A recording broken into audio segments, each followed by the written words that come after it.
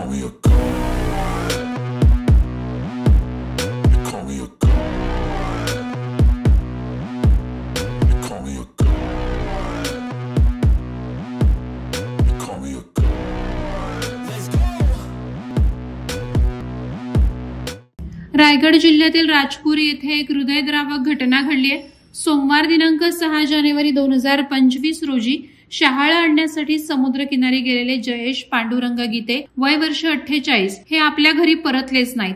अभिषेक पूजा करण्यासाठी शहाळा आणायला गेले असता समुद्रकिनारी असलेल्या 90 फूट उंच नारळाच्या झाडावरून एक नारळ थेट त्यांच्या डोक्यावर पडला आणि त्यांना आपला जीव गमवावा लागला।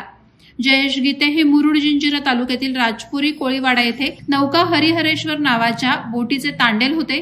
6 जानेवारीला सकाळी अभिषेक पूजा करण्यासाठी शहाळा नसल्याचं समजताच ते शहाळा खरेदी करण्यासाठी मुरुड समुद्रकिनारी गेले। शहाळा खरेदी केल्यानंतर ते परतत असताना ही दुर्दैवी घटना घडली। सुमारे 90 फूट उंच नारळाच्या झाडावरून अचानक एक नारळ खाली पडला आणि थेट जयेश गीते यांच्या डोक्यावर आदळला। या प्रचंड धडकेमुळे जयेश गीते यांचा जागीच मृत्यू झाला। त्यांच्या मृत्यूने राजपुरी आणि संपूर्ण मुरुड तालुक्यात शोककळा पसरली आहे। जयेश गीते यांच्या पश्चात आई, पत्नी, एक मुलगी आणि 2 मुलगे असा मोठा परिवार आहे। त्यांच्या अचानक जाण्यामुळे कुटुंबावर दुःखाचा डोंगर कोसळलाय।